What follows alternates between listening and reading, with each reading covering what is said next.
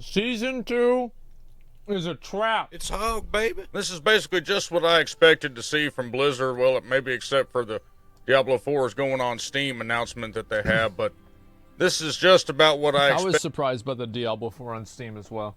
I thought it was only going to be Overwatch. expected to see.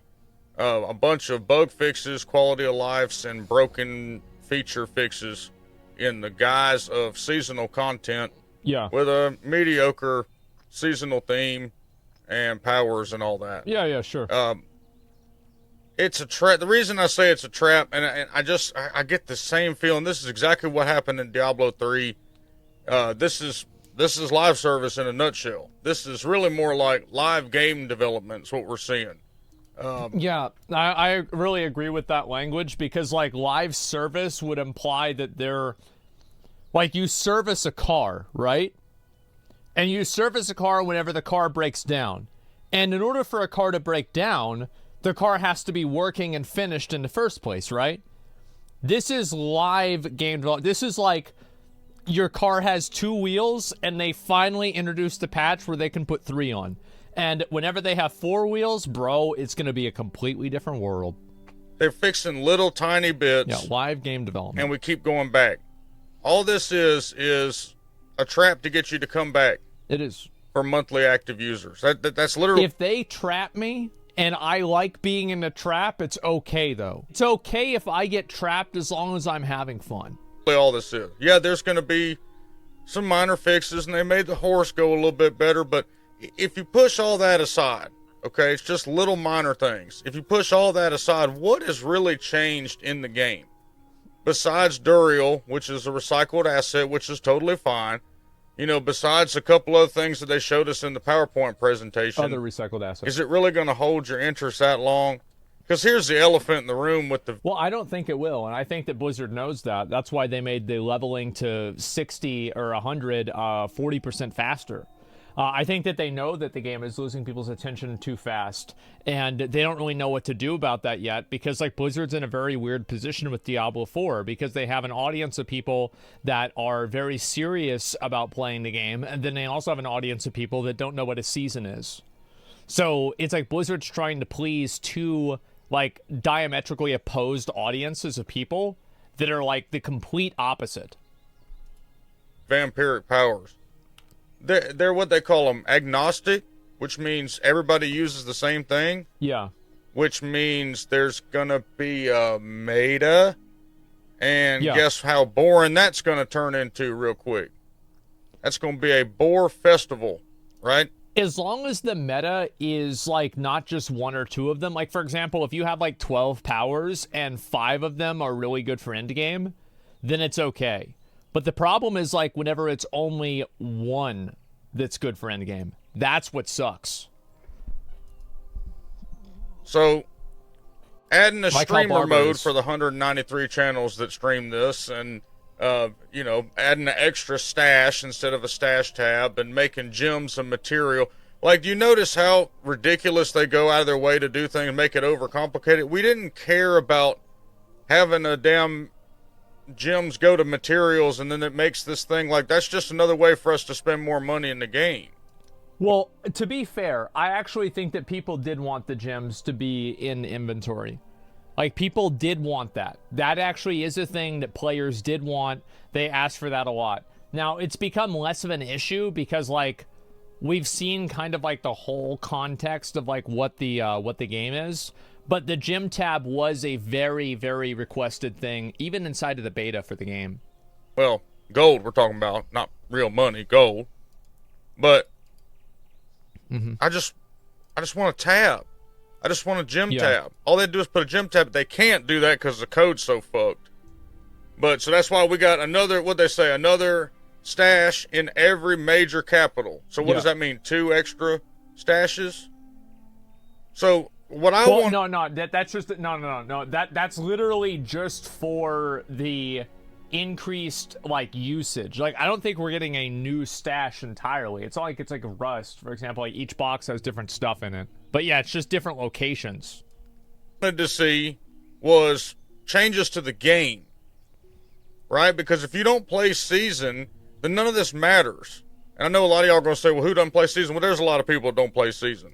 To be fair, actually, I will say in Blizzard's defense with this, Blizzard actually did add a... they're adding this new stuff, like the Duriel stuff, they're adding it into the base game, into the Eternal Realm. They explicitly said that in the video, which was good. I'm very glad about that. I think that's just it's an improvement. I cruise around still, and I check Facebook, and I check the forums and stuff, and there's people that just don't care to play these lame-o seasons. No. But there's nothing to add besides a couple bosses that you're going to get bored with, just like y'all got bored of the world bosses. There was no new world bosses. I do think that, like, the reason why the bosses like Duriel and like that beast of the ice or something like that, and like the vampire guy, the reason why I think, and Varshan, I think why they're going to last longer is because they have specific drops, whereas like world bosses don't drop anything that has any value, and you can't farm world bosses. They're completely, like not random spawn, but like they're inconvenient spawn for a lot of people. Like they just don't, like there's nothing special about killing a world boss in the same way that there's something special about killing one of these other bosses, because that's one of the reasons why like PoE is great, is that like if you want a Watcher's Eye, you've got to go kill Elder. If you want the Savior sword, you've got to go kill Cirrus. If you want a elevated sextant thing or elevated influence thing, I think you have to do Maven. You want to get Ashes to Dust, you've got to go do Searing Exarch. So like each of these bosses has value because there's something that they drop that provides value. Does that make sense? So if you have a new boss that you add into the game that drops something unique and special, and farming that boss isn't completely out of the way and annoying, but like you'll just kind of get it passively the way you do with a lot of PoE bosses, and also I think this is the way it's going to work with Diablo 4 as well, then I think people will be okay with it. And I think that it will actually add more content for them to do. Yeah, they reduce some timers and stuff. That's just number adjustments. I think really what it is I'm really sick of the basic skill, like the generator spender combo. Why couldn't we have got some new skills? Why couldn't we have gotten reworked items or sets? I agree with him on this, is that I think that the way that the basic skills, like I don't think they're going to add in new basic skills realistically, but what they should do is they should make uniques that like they ascend your basic skills. Like they make your basic skill like a really, really powerful core skill, or a really, really powerful like class specific skill. Right? That would be really cool. Because like and like that unique you could get from like an in-game boss or something like that. Because I think augments, right? Like awaken the skill. Yeah, awakening of the skill. I think that sounds the coolest, right? Of like how I would imagine it in my head. Because like imagine if you use like like that druid one where like you hit him with the staff and it hits like 2 different targets. What if you could get an awakening for that and it was like a massive slam and it would chain between everything? And it would just look really cool, right? But like in order to get that, you'd have to do like really hard content. That would be awesome. So like basically what they're doing is they're just drip feeding us just little content so we'll log on to make sure they hit their monthly active users number, right? Which is another reason why it went to Steam, because they count outside stuff as a separate metric that they can tie in with the monthly active user, so it just gives... I think that there's 2 reasons why it went to Steam. The first reason is he's totally right about this, that one of the big reasons it went to Steam probably is because the users is going down a lot, so Blizzard needs to pull out all the stops and make sure that they have as many people as possible playing the game, so the investors don't realize that they're completely fucking the game up and fire everybody that works there. So that's number 1. I think also number 2 is that I don't think it's really a coincidence that it happened right after the lawsuit for, what do you call it? I'm right? No, I think you are, man. Yeah, Hog's in chat. Hog TV. There he is. What's up, man? And, like, I do think that you're right about this. Of course it's for monthly active users. But the other reason I do think that... I think this was something that Activision Blizzard worked out with Microsoft, that they're going to move some Battle.net games over to Steam, so it seems like they don't have as much of a monopoly. That's what I think the big issue is that I don't think it's a coincidence that all of these things started going to Steam right after the big lawsuit about it being antitrust. I think that's probably the main reason, or I mean, there's two reasons. Which one is the more important one doesn't really matter. The purpose is that I think there are two main reasons. It's like, yes, what he's saying, and also because of lawsuit liability in the future. Them more monthly active users for the platform, yeah. And they're going to just continue to just, hey, here's this, here's this, here's this, and guess what? You get back on the train and you ride it in, and you give them the numbers they need. And then the next month, there'll be an XP boost event. And so you'll log on again to see what that is. And then the next month, there'll be the next season. This is just how they're going to keep doing it until the expansion comes, where they're going to give you Monk and Paladin and then a couple extra things. And they need to give us Paladin, I'll tell you that. Like, they absolutely need to give us Paladin. And, like, also, I don't have a problem, like, you know, some people are of the mind that whenever you see the man behind the machine, you can never believe that it's a fantasy again, right? Where it's kind of like, as soon as you can see that this is a video game that's made for profit, you can never enjoy the game. I think that's kind of what I mean by that metaphor, is that I don't really care if they're trying to up monthly users. It doesn't really matter to me. What matters is if the game isn't fun to play. And like, I don't care, like, if they're trying to get people back by doing something that's, you know, an experience booster event or whatever. The problem is if it's not enjoyable, because, like, every game does this. Every game has promotions like this, but it's about whether it's actually enjoyable and it adds value to the player, which in Season 1, they really didn't. And charge you $50 for it. Yeah. And then just keep going and going to where we're at about Season 9, and we're like, damn, the game's pretty good. And that's how they do it. It's live service. Yeah, finally, when the game's good, they'll add the expansion that will reset it. Its finest, live development. This is just a big mousetrap. That's all it is. Because what's going to happen is you're still going to get in there. You're going to play with the same old, same stuff, except for the seasonal powers, which is going to be gone in 3 months. And there's going to be a Maidon because they're used against or across every character in the game. And then you're going to sit here in about a week and you're going to go, well, damn. Because it's the same thing with D3. I went back and Well, this is also a problem that, like, this is a problem that Diablo has that PoE doesn't have. That meta builds have, like, an internal... What's the way to say this? Like, there's an internal, like, correcting mechanism for meta builds in PoE because most players operate through the economy of the game. So whenever there's a lot of people playing, let's say, Carrion Golem or Righteous Fire, like or Arc, right? These are really, really popular spells in PoE. Then the price of those materials and, like, those items is so high that it's prohibitive, and it actually becomes better to play something that's a little bit more less popular, right? Like Blade Vortex. Blade Vortex is also extremely popular, but not as popular as Righteous Fire, I would assume, right? So that's how, like, PoE has, like, its internal correcting mechanism for everybody playing the same build, because gear is harder to come by because it's much more complex and granular, and there's much more, like, nuance to it.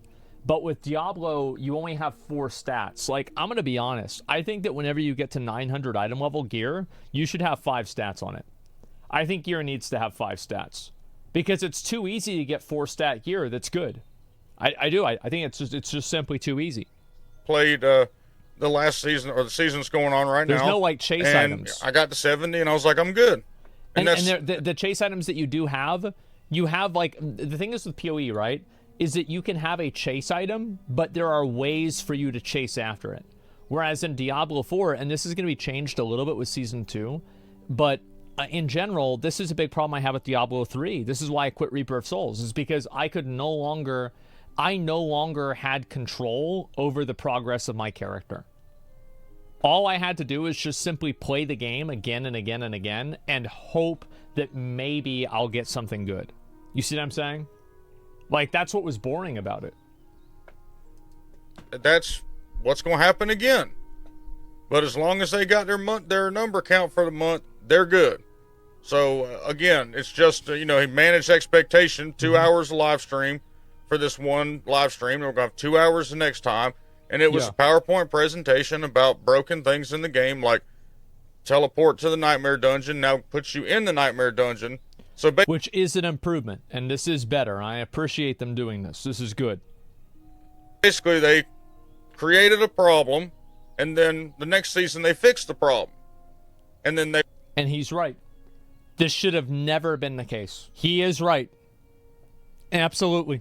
An entire season to do that. Fixes aren't features. I really like that. We should use that more. Fixes aren't features. Say, look how good we did. And everybody eats it up like, oh, man, it's getting better every time. Well, of course, this is the plan. They're going to do this every time. Mm-hmm. They did it with D3. They're going to do it with D4. Yep. They'll do it with D5. They'll do it with D8. It's just the way it is. But, yeah, that's. I mean, I don't need to tell you what happened with it. Everybody knows. Yep. A lot of people watched it. It was boring. And, yeah, there were some good things, but it's to be expected. There wasn't anything that blew my mind. And Rod talked about that there was going to be so much stuff that it was going to be the greatest season. And it's just more of the same. That's all it is. I am very satisfied with the season. I'll have to say I am happy about it. But he's right that half of the things they announced were fixes. And the other half of things that they announced were things that PoE did 10 years ago. He's right. And this is something that, like, again, I am positive whenever the game is positive and whenever things are getting better. And I am negative whenever they're getting worse.